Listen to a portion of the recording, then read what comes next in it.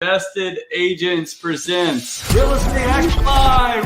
Yes. We're going to do something different. Multiple guests answering a single question.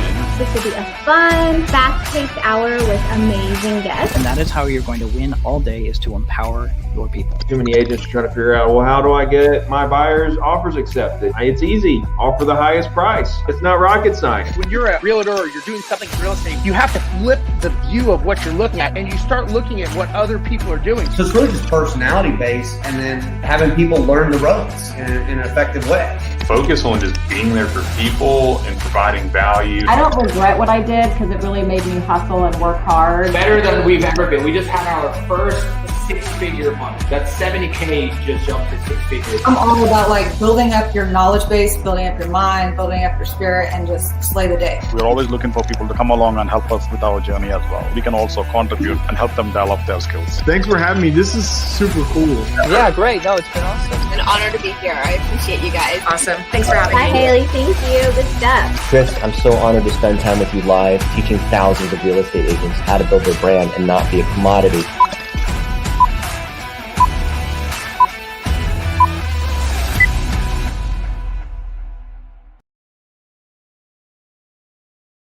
Good morning. Good morning. We're live. For a second. Yeah. Live. Happy New Year 2022. Welcome New Year, to everyone. Real Estate Hacking Live. This First is one of the year. now going on the second year that we've been doing this. So this time last year was the first one we did. I'm sure it was horrible. So thanks for sticking in with us. It's always great content though, right? Yeah, great content. I'm sure we weren't the best hosts, but we're happy you were here we were. now. You are. All right. You want to introduce before we introduce the guest, introduce what we have coming up next week? Yes, we have our second annual Invested Agent Summit where we're going to have so many different real estate professionals come up and speak about just different aspects of real estate investment, whether it's storage unit investing, multifamily investing, commercial. Oops, something just popped up on my screen. Sorry. Commercial investing and mobile home investing. I mean, just so many different topics that we're going to kind of delve into. Yeah, so it's a free event. It's an all-day virtual event next Thursday, January 13th from 9 a.m. to 5 p.m. So it's definitely, you don't want to miss it. Yeah, we'll put that link in the comments. But let's go on with our first guest. Yes. So today we're tackling a subject. It's the new year. So we're going to talk about goal setting and just practical ways to implement them. So first up, we have Melissa Johnson. Hi, Melissa. Hi. Hey. Thank you for joining us this morning. It's so nice to meet you. Same here. Just a little bit about Melissa. Melissa is the founder of NEMA Online, or NEMA Online Signing Solutions, which is a nationwide online notary training system. So I can't wait to hear what you have to say and how we can incorporate our goals this year. So let's take it away. Hey, Melissa. Hey, Chris. Thank you for having me. Yeah. Good connecting with you. I know you just have a short time and this 10 minutes goes quick. But while we're talking, put y'all's comments in the chat below. And if y'all have goals, if you've made goals for 2022, we want to hear them. So drop them in the chat. I'm sure Melissa would like to see what aggressive goals you are going after, because she's got a really aggressive goal. And we actually just connected recently, which is, you're probably, as far as our virtual relationship that we've had, very, very new. But I was going through your socials and was like, man, this girl is a firecracker. And like, she's one, very successful already. And then you've already got some really ambitious goals for, for this year and upcoming. So I was like, man, we got to have her on. So what are your goals for 2022? Thank you so much, Chris. And I think I can say the same as far as synergy. It just aligned with us on social media, the introduction virtually. And so here we are today. And one of my goals for 2022 I am the owner of NEMA Online Signing Solutions and Consultants. We are a nationwide training system and service provider for real estate closing transactions. However, since I've been in this industry for the last 3 years, I realized that I also have a passion for the real estate and finding homes, helping others find their dream homes. And so I'm currently here at Champion School of Real Estate, taking my real estate courses to become an actual sales agent, link up with the best brokers in the DFW area, and utilize my talent as a great team player to help get some of these homes sold out here in the area. Yeah, we're gonna get you connected with the best agents and brokers and team leaders throughout the nation and internationally.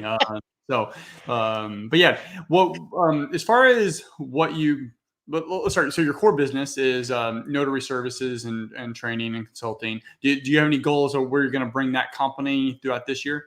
Absolutely. We are a nationwide company currently, and we provide mobile notaries as well as online notarization for our clients' title lenders. We are now tapping into international closes.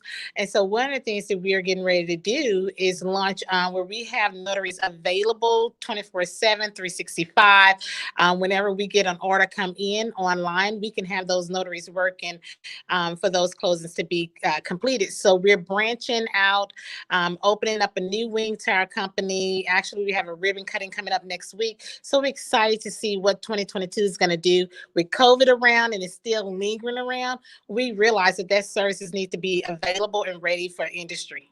Man, I've been waiting for this. Well, if there's one thing I hate as an investor, it's the constant back and flow from a title company. And we've been working with a great title company that gives us a little bit of flexibility. But what you're doing with digital signing, like, man, I was like, when's that coming? When's that coming? How do you? Because a lot of people set goals January 1st. It's like the traditional, hey, let's set some goals. But by January 30th, it's like, I don't know, probably 90% fall off, and then 8% of the rest of them fall off by March. So I use the gym.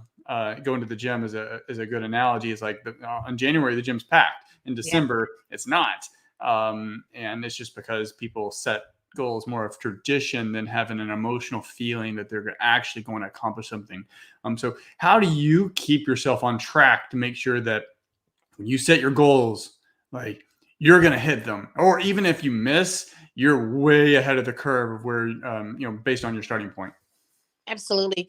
We have a team here in the Arlington office, and we have 9:30 meetings every morning. One of the things that I create in our environment is structure. And we have Q1, Q2 quarter meetings. Mm-hmm. In our 9:30 meetings, we talk about what we need to do daily to make sure that we have successful days, make sure our clients are pleased with what we're providing. In our quarter meetings, we talk about what goals we want to meet each quarter. And one of the things I set expectations in the office is we don't want minimum.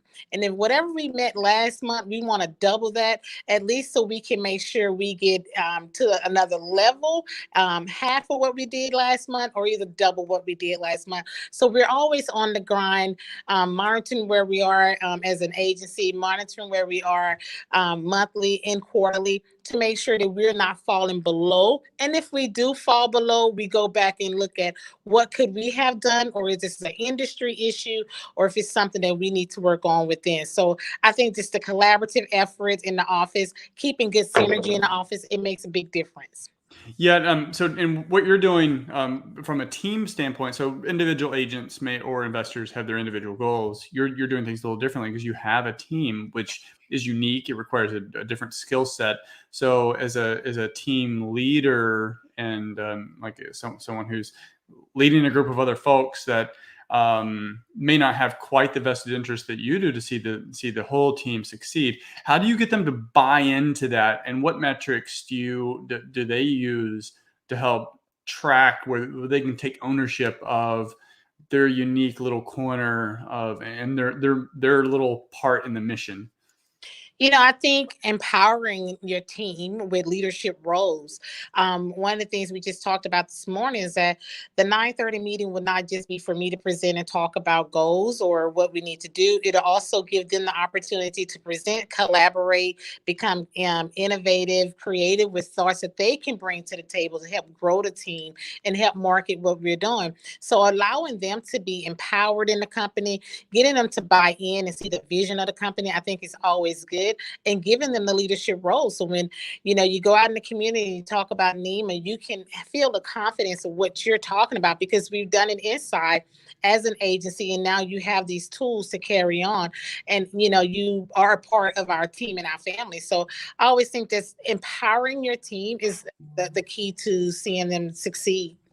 Yeah, it totally is. Because if you don't empower them, then they're just going to do the minimal viable effort. And then, of course, they're not emotionally attached, which affects performance. Correct. And love it. Well, so these 10 minutes, they always go by quick. And I actually know your time here with us was very brief too. So really, really appreciate you coming on. It's going to, I look forward to getting to know you more and, collaborating in the future. Absolutely, guys. I really thank you for the time. I wish I had more time to spend with you guys. I'm sure I'll be back. In the meantime, I wish you all happy 2022. Let's get it, guys. All right. Thank you. Take care. Thank you, Melissa. Okay. Awesome stuff. And mobile notaries are so necessary too. Next we have, let's bring up our next guest. We have Brian Alfaro. Hi, Brian. Good morning. Good morning. How are you? Brian. Thanks for joining us. We're great. Absolutely. Happy New Year. Happy New Year. Happy New Year, man. Well, a little bit about Brian. He's been on our show before, so welcome back. Brian is a multifamily investor. He's a managing partner of Blue Oak Capital and owner of Blockhouse Coffee, which is great coffee. I recommend you going if you're in the area. He has been a part of over $100 million in real estate transactions and is partners in an 827 units. So welcome. Thank you for the introduction, Jamie, Chris. Nice to see you all again. Yeah. So goal setting or goals, like you wouldn't get to 800 plus units and 2 coffee houses. Did you open up the third yet? Or is that not yet, Chris? That's a secret. We can't talk about that one yet. Oh, okay. All right. Cut that. But yeah, so you don't do that without having goals, and without having a good way of tracking and adjusting goals and pivoting with the wins, which I'm sure you had to pivot a little bit during the whole pandemic thing, having actual physical storefront. So what are your goals for this year, 2022? Oh man. So I like to really set goals based on 3 different things. One, I like to set personal goals. Those are goals for myself, things that I want to do. Cause I think it's really important for us as, real estate investors or just business people in general. We have to be a little bit selfish because if we're not working on ourselves, then we aren't the best version of ourselves for our investors, for our clients, for anybody we're representing in a transaction. So I always set personal goals. Those are things for me. After that, I definitely set business goals. Those are going to be goals for our coffee shop. Those are going to be goals for real estate transactions. Those are going to be multifamily goals. And those are the 2 categories I kind of break those up into. And then after that, it's really about setting goals that you can, we've all heard the saying, you can't manage what you don't measure, right? Yeah. So I try to stick to that, saying of like, let's put some goals on the paper that are attainable, that are measurable so that I know whether I'm hitting those goals or not. So for real estate specific, since that's pretty much all. Yeah. For us, what are you looking to do this year? Yeah, for us this year, we definitely would like to do at least $50 million in transactions for multifamily. So that would be on the acquisition side. So, that could be anywhere from 2 to 3 projects. If you're doing a $20, $30 million deal, obviously it gets a little easier. You only have to do a couple of them, but, 50 300 to 600 units, depending on your price point. Yeah, it just depends. We're under contract now for a 60 unit. That's a $10+ million deal. So that's one. We just need to knock out 40 more, right? So that's our goal for from a assets under management standpoint. And then we also have goals for raising capital, and then also for investors in our database that we're connected to, people who want to partner with us, people that want to put their money to work but maybe not do the work themselves. So we'd like to get to 5,000 investors in our database, which would be doubling our database right now. And we'd like to be able to raise $5 million this year. Last year, we raised right around 2.5. Of all of those, and this goes into the follow-up question, what do you do to stay on track? So you mentioned investors in your database, also just raising money too, and then you've got your unit count and transaction count. Sure. What is maybe 2 or maybe 3 different leading indicator KPIs that you're following? To like I forget the there was a concept a while back where it was a baseball. I think they made a movie or Moneyball. Yeah, Moneyball. That's it. That's it. Where they realized like the KPI was getting people on first base. Yep. Because at that point, the percentage of getting a run was significantly higher. It wasn't just hitting the ball; it was get them on first base. So, what is a leading indicator that, or maybe 2 or 3 that you're tracking?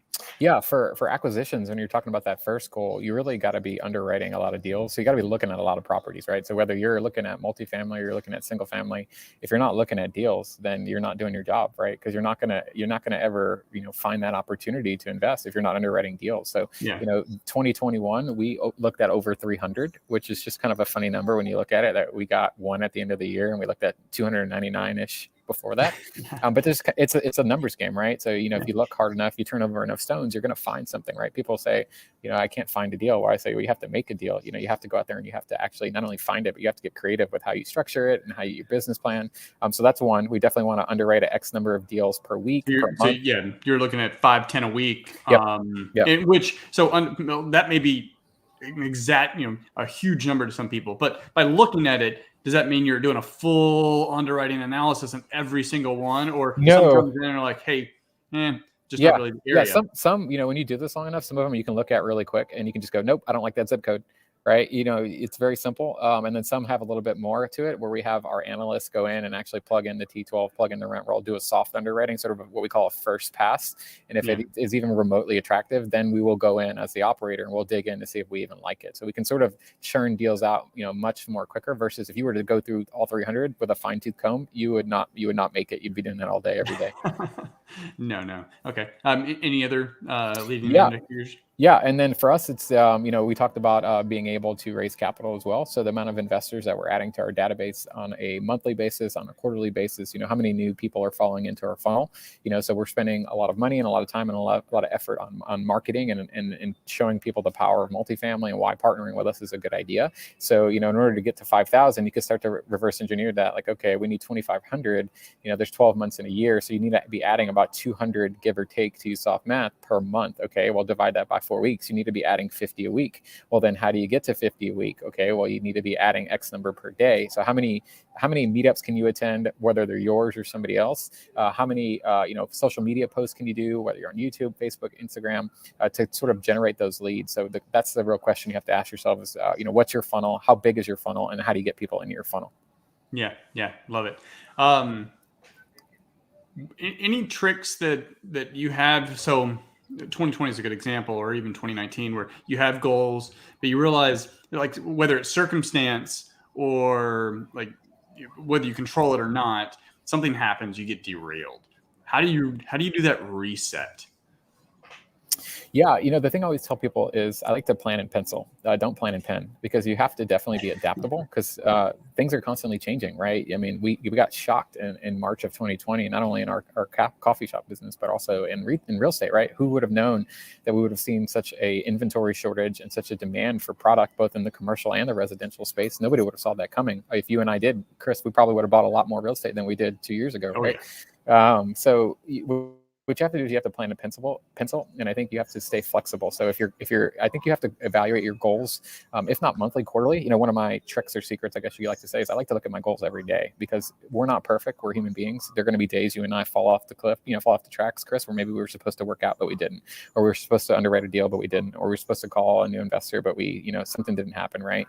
But if we look at those goals every day, we can remind ourselves, like, man, I didn't hit this goal yesterday. I really need to make sure I stay on track. And if you're consistently not hitting that goal, maybe you need to take that goal off your sheet. Maybe it's not the right place or the right time for you to actually be working on that goal, and you're overcommitting, right? So constantly evaluating your goals, whether it be monthly or quarterly or even semi-annually, to go, okay, here's where I started the year, here's where I'm actually going, and adjust your goals. I always like to say you should rig the game to win. Doesn't mean set unattainable goals, but you do need some small victories in there to sort of motivate you, accomplish some easy things so that when you hit those bigger goals, which are more challenging, you have some small wins under your belt to sort of give you that motivation to keep going. Yeah. It sounds, do you follow EOS? Yeah, I'm familiar with that. Yeah, I'm actually reading Traction right now, but I'm not done with it. So okay. Don't ruin it for me. I think we talked about that in Orlando. Okay. Yeah. Yep. I mean, some of the stuff you're saying. So you definitely know what you're doing on this front. But some of the stuff you're saying are, I'm picking up from EOS and Traction. Great book if anyone wants to check that out. Yeah. So any final thoughts on goal setting or productivity tips for someone who just wants to crush it in 2022? Yeah. Great question. I appreciate you asking, Chris. I think just set some attainable goals, but also I always tell people aim high, because even when you miss, you're still above average. So, it's kind of a mindset thing, like with multifamily, right? It's like people are like, oh, I want to buy, one house this year. Like, no, set it for 5, set it for 10. And even if you miss and you buy 2, 3, or 4, you're still way above the 1 you were originally planning on expanding, buying. So I would say push yourself a little bit, stretch. You got to get uncomfortable in order to find success in this business. So make yourself uncomfortable intentionally. And then just like I said, you manage what you don't measure. Should just be, looking at your goals all the time and try to time block. I know that's a big thing in a lot of real estate books for both realtors and just business people. The One Thing is a great book by Gary Carroll. It talks about time blocking a lot. You can't really manage your day. Again, it goes back to setting your goals. If your goals aren't on your day, I think Gary talks about putting your goals early in the morning. You want it to be one of the first things that you do throughout the day so that you can have those wins, because we all know that our productivity falls off as the day sort of goes throughout the day. So do your stuff early in the morning, set your goals, put them on your calendar, time block them, and just plan in pencil. That would be my big tips. Yeah, love it. Well, thanks, Brian. Look forward to seeing how your latest project rolls out and connecting again here in the near future. Thanks, Chris. Thanks, Jamie. Bye, Brian. Great hearing from you. See ya. Yeah. Bye. All right, so great stuff. So next, goal setting is like, first of all, January is one of my favorite months. And it's just because we can start fresh. I mean, it's just a fresh start, new goals. Chris and I, we always get together at the beginning of every year, usually very early whenever the kids are in school. We go to brunch together and we rehash our goals from last year, see what goals we met. And then we make new goals together. And it's sort of all encompassing. It's with our business, but it's also personally, like where we want to be, what our spiritual goals are, what our family goals are, and then business goals, because all of that really goes hand in hand. And I just love it. It's always a fresh start. It gets me motivated, or both of us motivated, and we just want to tackle them, right? And so we're kind of discuss and go over that together. Yeah, and you actually have a lot of experience with this as from your teaching background, because you I mean, correct me if I'm wrong, but I think I remember this correctly when you were doing that. Like teachers, you have lessons plans for the entire semester, right? Right. Or at least pretty good framework. So you definitely, and you're naturally, between the two of us, probably the more organized from that standpoint. But yeah, we went over our goals, and just recently we went over the goals we have for. We had the quarterly pulse meeting on Monday with the team, talking about the goals. And what we do, I alluded to this with Brian, is with EOS, which is a book called Traction.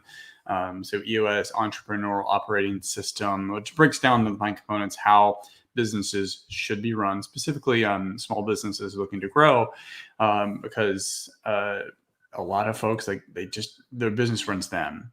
And if you can actually get control of your business and create good goals and good systems and everything, then you can run your business. So should we share some of our goals? Sure. So yeah, but we're doing the spot to I guess we're not really a guest on our own show very often. Okay, so our goals, 10-year goal. We said a guy who's going to be on later, he put this little bug in my head. And it took a few weeks for it to really, really penetrate and think of it was a goal that was so far out there that I'm like, it's absurd and it's almost unobtainable. But then when I broke it down, I was like, but it's not really. It's obtainable for me as an individual, but not as a steadily chipping away, year by year, quarter by quarter, and seeing what we can obtain and where we're going. So we actually created this goal of $1 billion of assets under management. Here's one funny thing. I just said that, which means in 10 years you can come back. So January 2032, we probably won't be doing the show then, but you'll find me on Facebook or whatever social media. I'm like, hey, did you hit it? And like, if we didn't, like, I don't know, you can throw some egg in my face. That's going to hold you to that. I know you will. So it's very humbling to put that out there, and it's vulnerable. It puts me in a vulnerable position to say I'm going to hit $1 billion under assets under management. If I only get 500,000, you can laugh at me. I don't care. I mean, 500 million. I don't really care. If we overshoot it, 2 billion, like, cool. But either way, we set that. So now we can start backtracking where we need to be at various benchmarks in our career. So what we do is we start with a 10-year. It's a very broad goal. I don't really outline too much because so much will happen between now and then. I mean, we're probably all going to be living in pods in the metaverse by then. But we can bring it back to 3 years. Where do we want to be in 3 years? And I talked with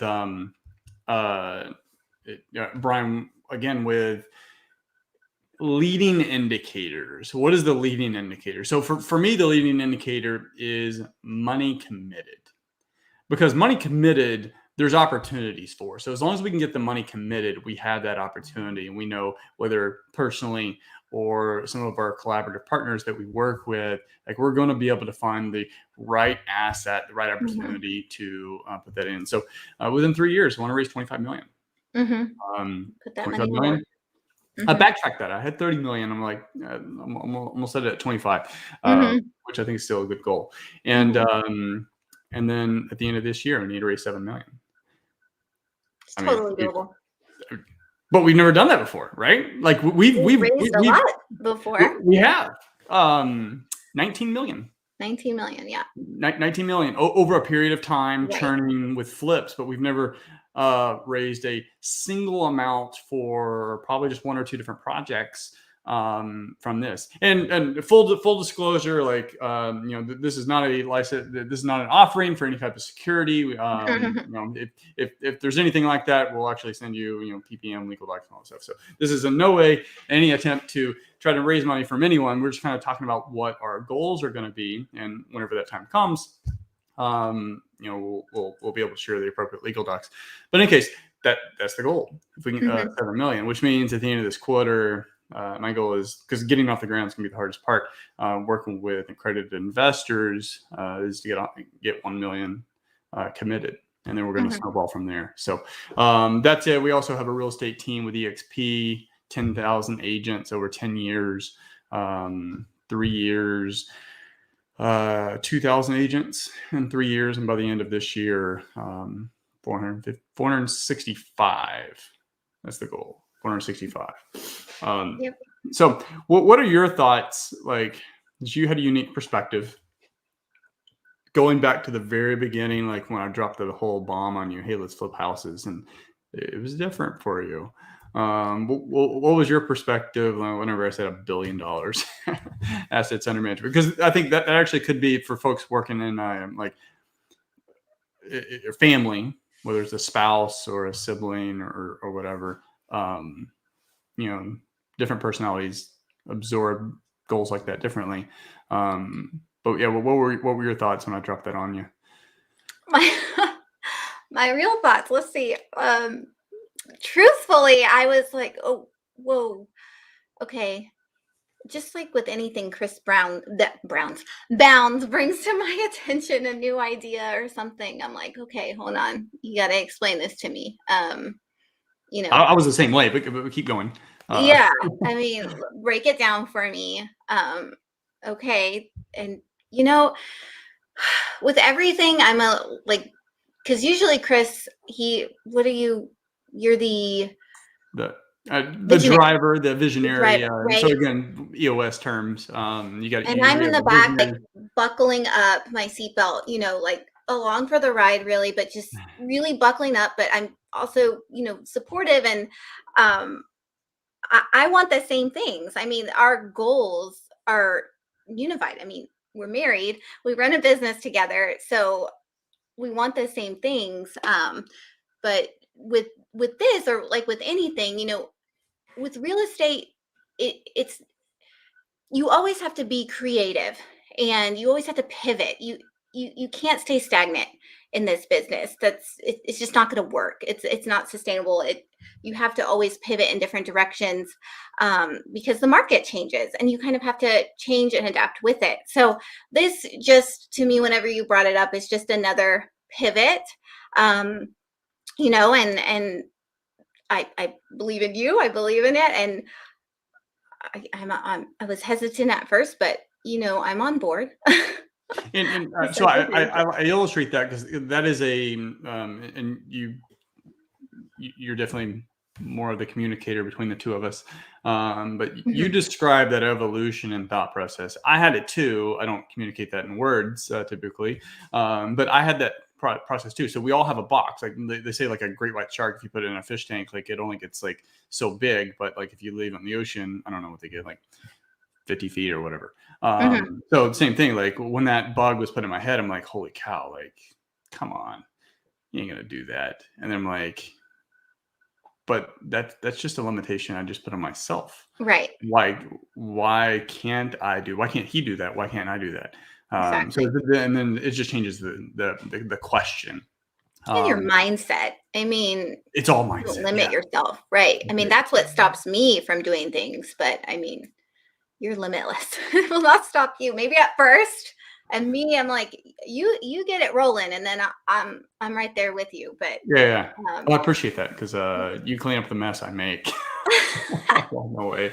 Yeah, Okay. but, I mean, we're still married. It works, Yeah. Business and everything. So, and that again, as we wrap up, because we have our next guest, but that again goes hand in hand with the goals you make. I mean, like I said, we make goals with our business every year, the beginning of every year, but we also do it with our marriage, because it's just so important to have, if you're business partners with your spouse, is to align that together, because without a healthy marriage together, you're not going to have a healthy business, you're not going to have a healthy family life. It's just all of that.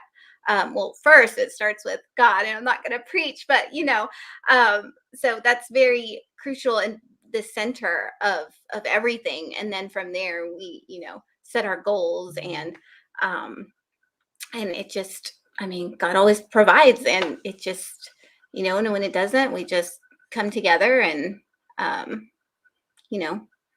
seek His will and see what's going to happen next. Have faith. That's the most important thing, is to have faith in your goals, believe in them, and execute, for sure. So Love it. All right, who's our next guest? Okay, so let's bring on our next guest. Go ahead and bring him up. Morad Fiki. Hi there. How's it going? Great. Thank you so I didn't much. do my hair. I'm about to go get a haircut, so. That's great. You're not talking to the most stylish person here, so yeah, I've kind of helped Chris's style over the years. We've gotten out of the cargo pants that everybody makes fun of him for. You're his. But anyway, you're the one who makes him look great. Yeah. Hey. Tell Curtis Warden that. Well, it's great to have you on the show again. And let me just reintroduce you.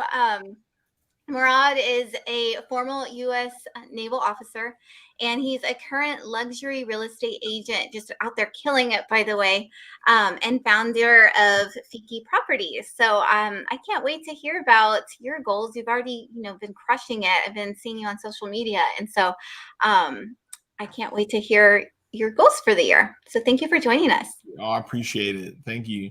Absolutely. Good having you back. So what are your goals for real estate this year? Well, we're going to sell $60 million this year in gross sales. No small number. Yeah, no, I appreciate it. Yeah, so last year we ended the year very close to 20 million. Mm-hmm. And we're growing the team, so definitely looking to expand our team and our leverage. And we have someone who just started with us, so that's going to allow us to scale. And I mean, if we don't hit 60 million in sales this year, it's just going to be disappointing, because there's no way we're not hitting that. Yeah. Well, that's how you do it, right? You burn the bridges, and it sounds like you've already done that. So, yeah. What? Go ahead. Yeah, and then just expanding the reach on social media. Taking our brand to a new level. I love using social media because it just allows us to connect with people all over the world. Yep. Yeah, and you crush it with that on really every platform that I see you on. I don't know. Are you on TikTok too? Yeah, I'm gonna get more active on TikTok, but I definitely am.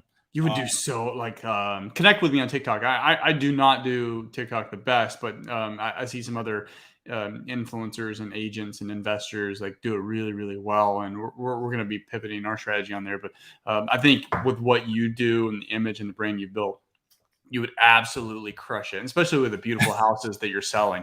Like, you would just crush it. I mean, come on, 100,000 followers on TikTok this time next year. You got it.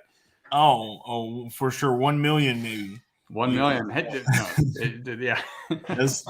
No, definitely. No, I have fun with TikTok. I'm still, wetting my beak and learning how to use it. It's very different than other platforms. Yeah. But it's fun. You can have fun with it. I feel like I can just be authentic and raw. Yeah. That's the game. So, what do you do to keep yourself on track? Like, so 60 million.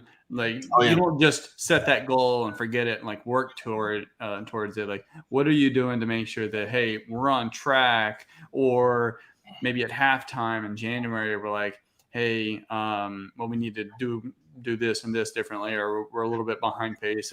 What do you do to keep yourself on track? Listings is leverage.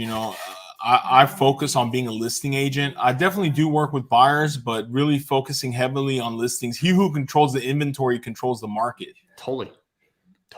So yeah, just, we carry about 20 listings at any given time, sometimes a little more, sometimes a little less, but I definitely want to double or triple that. If I double or triple that, and not if, but when I double or triple that this year, the sales volume will inevitably double or triple as well.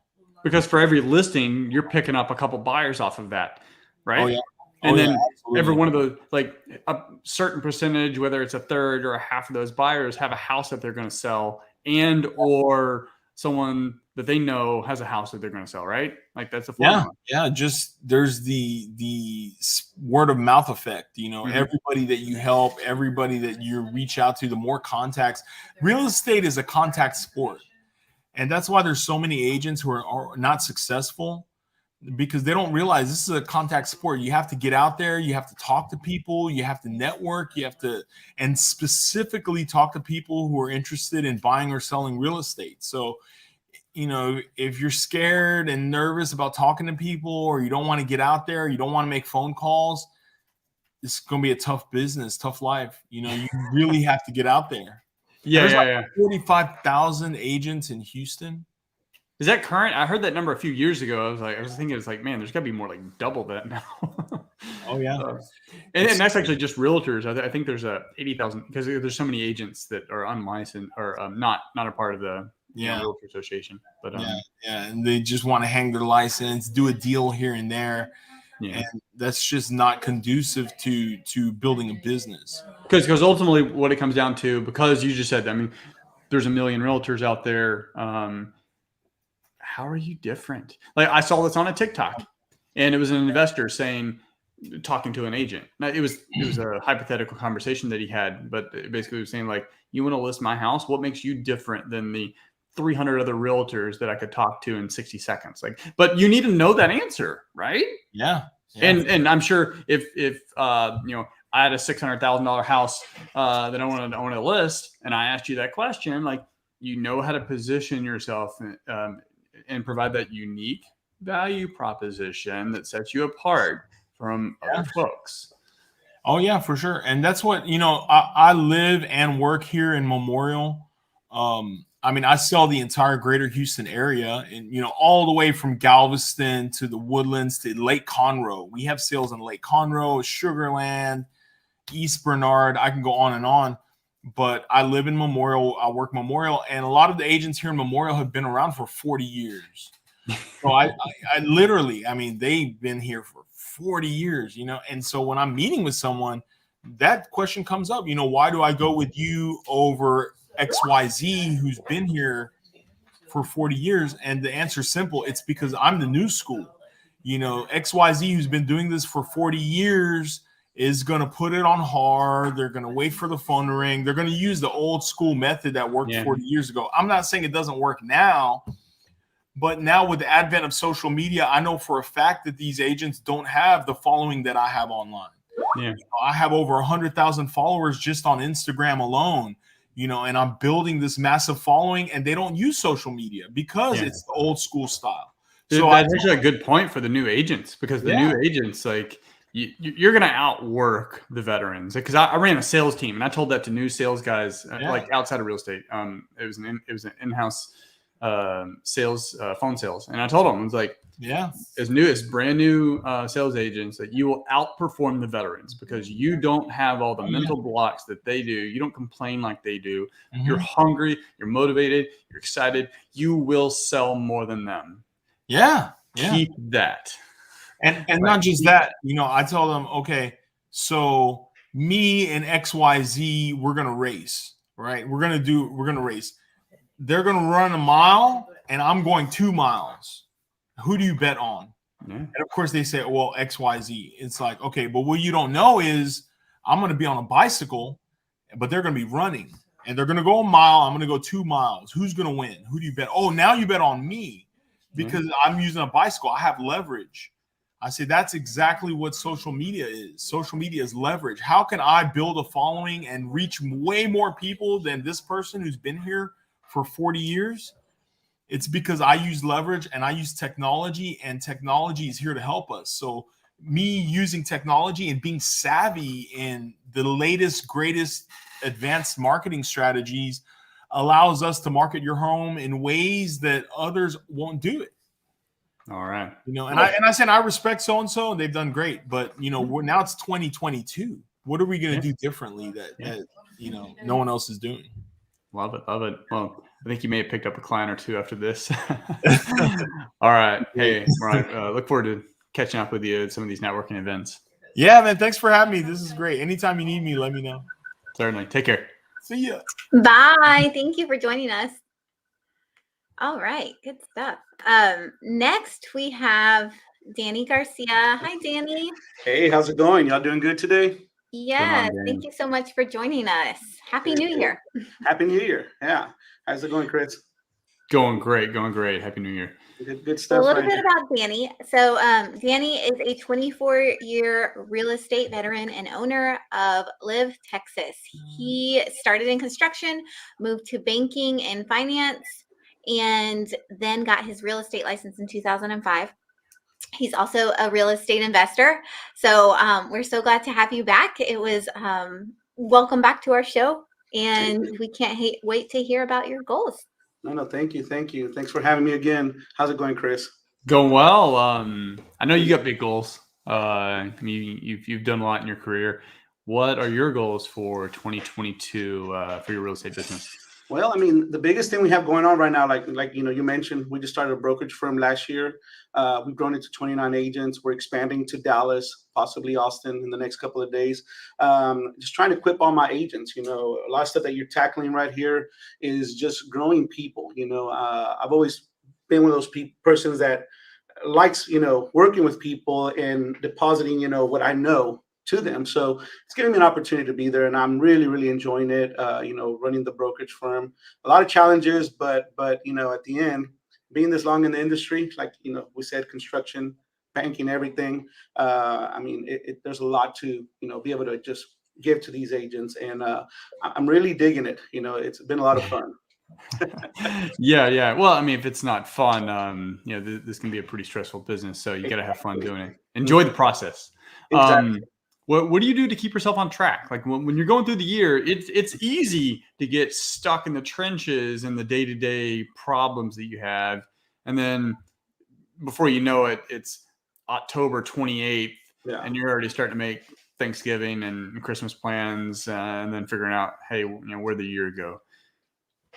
Yeah, I mean, so bottom line is my motivation is my family. It's always the why you're doing it. And a lot of people get in this industry for the love of the money. Some people, because they have goals, they have ambitions, they have different goals they want to reach. In my case, it's a good living. I love what I do. I started doing it when I was in high school. Like you're mentioning, I was going around remodeling houses in Pasadena, the two bedroom houses to 3 bedrooms, just kind of seeing you're helping people, changing their lives and everything. So that's the big motivation for me in this industry. And I always tell agents, hey, set up some goals. Why are you doing this? Why do you get in the industry? And that kind of helps me keep on track and focused of why I'm doing this. A lot of times there's people who are in this industry just because it's popular and they think the money's easy, and then they look around, they wonder why they're not doing very well. They really don't have these whys, why you're doing it, and in my case, that keeps me focused 100%. I love what I do, every bit of it. And the motivation is really, really what's the factor that keeps me going. That's actually the very first. So Jimmy and I have a book coming out in the next couple of weeks called Top Tips After 100 Flips. That's the first section. Why? Okay. Yeah. Because without that emotional, because money is never enough, because you can't do it. Money has no value. You can't eat it. It doesn't make nice decoration. It has no utility outside of what you can exchange it for, and what you're going to exchange it for. That's the emotional attachment. Correct. Which the number one thing you can exchange it for is time, because that is the one unrenewable resource. So I love that. In a leadership role, though, it's not just about you, it's about empowering the team. Correct. Which is always more challenging. Correct. Right? That's why it makes it's so difficult to grow a team because of that. Because if you're not an effective leader, being able to empower them and inspire them to achieve their goals and align those within the mission of the company, you're just not really going to go very far. So how do you do that? How do you get them to buy into actually set their goals and keep and make sure that they understand how to stay on track? Well, one of the things, when I talk to agents, I've been doing this for a long time. So I tell them, I want to take you from point A to point Danny. And I want to basically tell you what I've done and what worked, what hasn't, what got me to where I'm at. So if I can kind of catapult you a little bit faster to where I'm at, that's basically the goal, in helping them grow their business. And a lot of times, we're going to have transactions that fall through, and be able to be there to support them and encourage them. And it happens, and at the same time, you get up and you move forward, like John Maxwell says, if you fall and hit the ground, pick something up. It's rarely that you visit the floor, learn from it, Yeah. And, I just had 2 transactions that were going south, and I was able to salvage them. Had an agent, run into a lot of obstacles on a transaction with a difficult listing agent, and got involved, took her to the closing table. And, that's basically the goal, is saying there's going to be a lot of challenges. You just don't give up. You stay focused, and make sure you're doing all the right things to get you there, and setting up goals, different, CRMs, things to keep them on their production that we're utilizing. So that's what I'm kind of pouring down on them. Mostly the mentorship. I always tell agents when they start the industry, find a mentor, find somebody who's been there and done that, because going back, there's going to be a lot of little gold nuggets everywhere. You and I see them. People saying, hey, here's this proven system. Not everything works, There's stuff that works for me that might not work for this other agent. Yeah. So I tell them, find somebody who you can relate to, and actually have that support. And as you go along, you're going to find where you fit in and what works for you. Yeah. Yeah. Are there any leading KPIs that you're tracking that are going to help you stay on track? So, and we go back. I think you were on earlier when we talked about Moneyball. So the KPI for baseball, meaning getting on first base, not just hitting the bat, not just getting up to bat, but actually getting on first base. That was the leading KPI, because once you did that, everything else kind of falls in line. It's more of a statistical problem at that point. Do you have any leading KPIs that you're tracking? Yeah, I mean, honestly, I mean, we're just on track. I mean, we utilize a lot of systems to track with people, and then our production levels and everything. We're going to start doing quarterly meetups and kind of see where the agents are at and where they're going. So we utilize different tools for that. Okay, cool. Any final thoughts on goal setting or productivity tips for folks out there? Here we go. Hold on. Sorry, I lost you there for a minute. Yeah, so bear with me. No, I mean, bottom line is this. I mean, write it down, be realistic. A lot of times, we see agents that are producing, 300,000 in gross commissions, and, we want to duplicate what they do. And I think a lot of times that kind of keeps you out of focus because, like, for example, I know people who aren't good at cold calling. There's people who are good at relationship building. And if you kind of pull yourself out of what you do best, I mean, that can keep you out of track. So I always tell people, if you want to be productive, focus on what's working for you. So what I would say is go back in the last couple of months, 3 months or a year, and see what's brought you the business, and don't reinvent the wheel, work on that, as you grow your business. And then little by little, you start implementing new systems into it, like, for example, you're going to start doing mail outs or start farming a community, but work on what you do best, and as you start growing your database, obviously start implementing new things. But that's what I tell agents all the time. Everybody does business differently. I know guys who invest a lot of time in the office doing videos, and it works. And that's a goal that I'm trying to do as well, because obviously that's where it's going. But I tell people, focus on what works and look back at your production. Where did you get all your business from? And once you realize and target that particular area, then focus on it and grow it, because that's where you're excelling the most. Mm-hmm. And then little by little, you start implementing new things. Mm-hmm. Love it. Well, thanks so much, Shane. It was nice having you on. Look forward to catching up with you at one of these events. No, definitely. Anything, let me know, Chris. Will do. Take care. All right, well, take care. Bye. Thanks, Danny.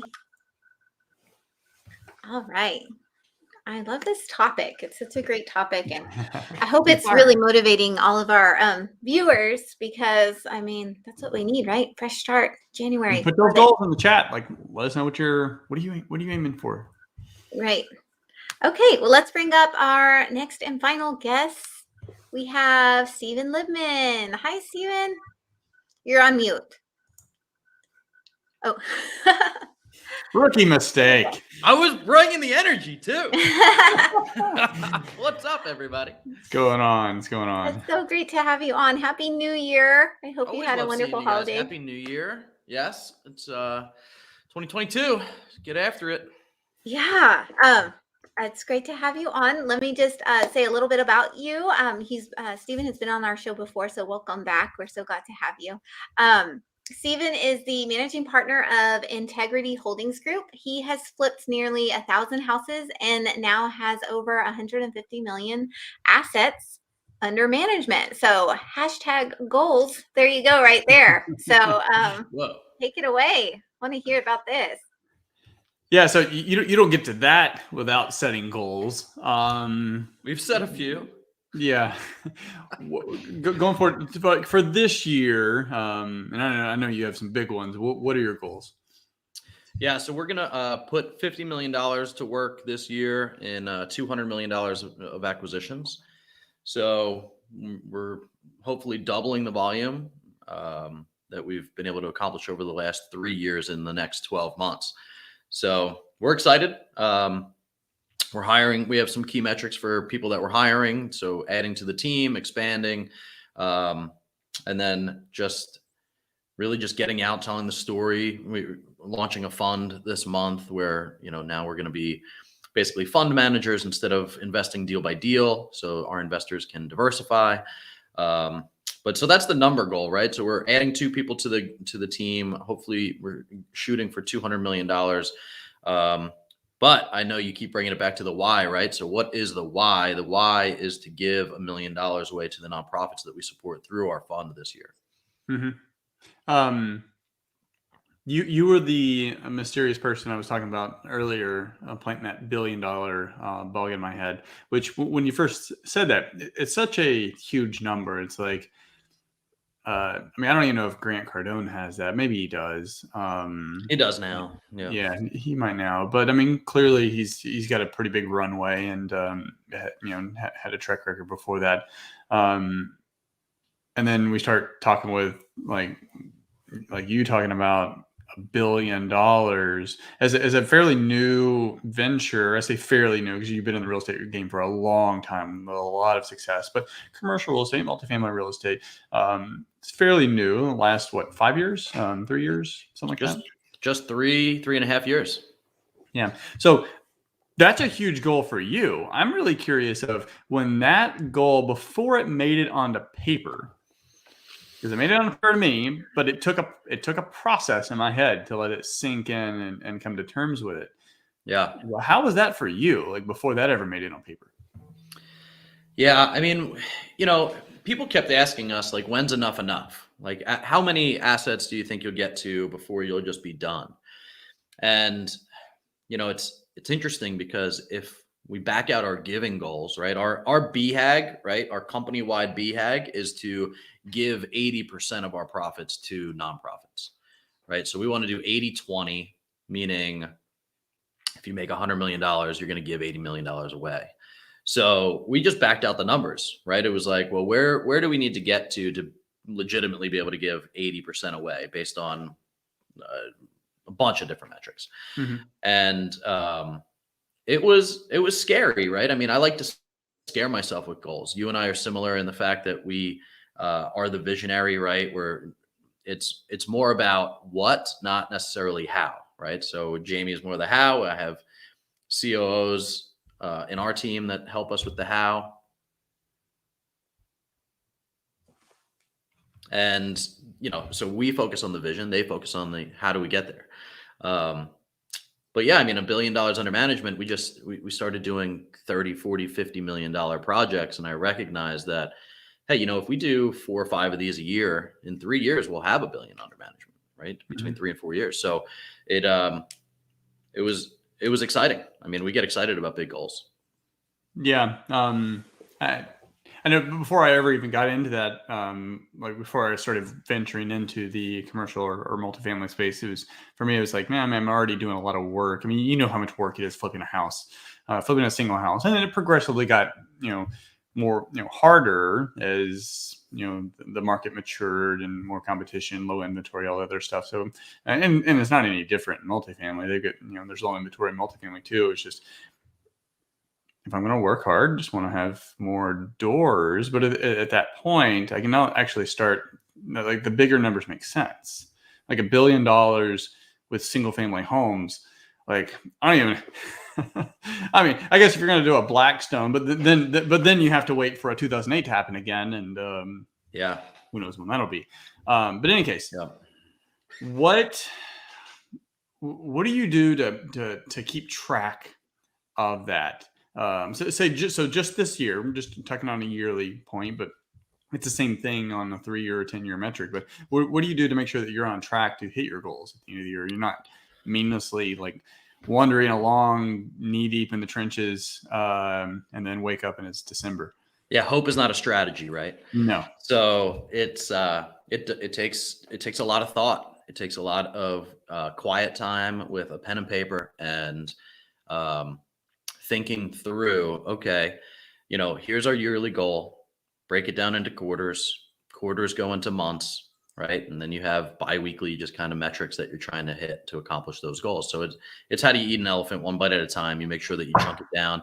We have a 9 o'clock meeting with our team every single morning to go over whether we're on or off track for our goals. And only one of the 8 goals that we talk about is a professional goal, right? So we have 8 different topics that we talk about, and there's personal development, there's mindset stuff, there's community and connection stuff, there's and then there's a professional growth there. So there's every day we do a 30-minute check-in or 10-minute check-in with the whole team where it's just on track, off track, right? And then every Monday we run L10 meetings. Still, you mentioned EOS a couple of times. I'm actually reading Building an Elite Organization by Don Wenner. Don created the EES system. It's a little bit different than EOS. And that's the system that we're running now. And I'm reading that. I haven't finished it, but I'm reading that too. Yeah. So, I mean, we're just trying to create an amalgamation of the best of the best. Don, unlike Gino, actually runs a business, right? Gino has books, but I don't think he's an entrepreneur that's done a couple $1 billion of growth. So Don has it from a different perspective. So that's really what we do. We do our L10 meetings. We're making sure that we're tracking KPIs. We're doing scorecard metrics, and we're keeping our team accountable so that everybody's rowing in the same direction. So you mentioned the daily huddle, which is something that several other guests mentioned. And then you have a specific, that has an agenda too. Is that when you're talking about on track, off track for those daily huddles, is it on track of the quarterly, or is it on track more for a weekly? Daily. So daily. So we'll do a 30-day metric, right? So we have 30-day, 6-month, and 1-year goals attached to this spreadsheet. And then for that goal, like if my goal is to get to the gym 5 days a week, right? Then every day we just come on and we say we're on track or off track of that goal. If we're off track, right? Like if everybody's on track for 30 days, we'll have a prize at the end for the whole team, right? Okay. So it's just this internal accountability of like, don't go off track, because, and life gets in the way sometimes, and, but it just keeps you accountable with this social pressure. Yeah. I like that. That's a good way to run it. Any final thoughts for folks that are maybe still fine tuning their goals for this year, but not necessarily the fine tunings? I think a lot of people, setting goals is easy. Anyone can say what they're going to do. Doing it's harder. So any thoughts on the productivity and actually staying on track tips, so they make sure that in December, if it was going to the gym, they're still going to the gym, or they're still like making phone calls to get that last deal that they need. Yeah. I mean, Don talks about this in his book. It's the 20-mile march, right? And there's this story about these guys going to the South Pole, and there's two groups, and one, they marched as far as they could during good weather days and hunkered down on bad weather days. And the other team decided they were going to do 20 miles every single day, regardless of weather or how they felt or anything, right? And it's that level of consistency that got them there. And that was the only group that got out alive. The other group died. All the explorers were lost during this trek. And now we're starting to apply some of that stuff. So where do you need consistency? How do you get those how do you get that consistency in your business or in your personal life, whatever it is? And for us, it's just trying to simplify, right? I think complicated is what gets lost. I think simplified is easy to maintain. And there's this inverse relationship between clarity and stress. As your clarity goes down, you don't know what you're supposed to do. Your stress levels go up, and vice versa. So, even my wife and I, every Friday, we'll sit down, we'll meet after the kids go to bed, and we say, okay, what's our top 3 priorities for this week? 1 for the marriage, 1 for the kids, and the other for like a house or a project thing that we want to do, right? And those are and then we just agree on what that priority is going to be for that week, and then we go after it and make sure that we're doing it. So I think setting goals is easy. Make sure you're setting the right goals and then prioritizing the right goals, right? Because sometimes, you brain dump on the page and you're like, okay, all of this stuff is really good, but what's supposed to get done first, right? And until you prioritize those things into a way that you can do them consistently, that's where the success is going to come from. Love it. And then adding to what you said before, having that prize, small little trinkets, it's amazing what that does emotionally for you. And we did that early on. We'd sell a house. We didn't buy the Range Rover, but we bought we have like a mini Starbucks machine. Not bad after $100,000 payday. And then the next one, we just went out to a really fancy dinner and spent money we'd never would spend on a dinner, but and then the rest was reinvested. So yeah, having those little small prizes, maybe it's taking a day off, maybe it's I don't know. Yeah, celebrate the wins. It's important, right? Yeah. Because it's not, what else are we doing it for, right? It's fun to celebrate the wins. I love closing these big deals with a bunch of partners and then, getting together and celebrating. And, it's not supposed to be drudgery. If your goals are drudgery, you probably won't. Yeah. Enjoy the process. Enjoy the process. Enjoy it. Appreciate it. Well, thanks, Stephen. Look forward to having you on, and I know we'll chat again soon. Awesome. Thanks, Chris. Take care. Bye. Thank you. All right. So that is a wrap for today. I hope you have some motivation, get some fire under you, and go tackle those goals for the year. And then just want to reiterate our awesome jam-packed, full of content event, our free virtual summit is next Thursday. January 13th. You can go to investedagents.com/summit to register for free. And join us. It's an all-day event. Like I said, if you want to get into real estate investing, or if you're already, a seasoned real estate investor, you can definitely pick up tons of gold nuggets from our event next week. And we're super excited to host it. And you'll get a free copy of our book. Yes, you can get a free copy of our ebook.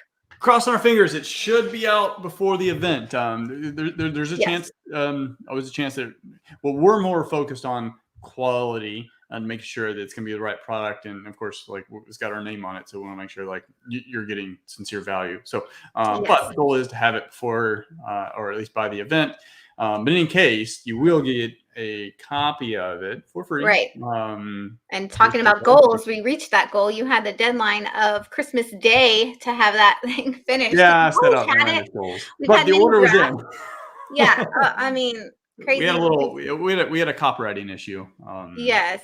But we've always had it, written rough draft, and we're just getting it all pretty.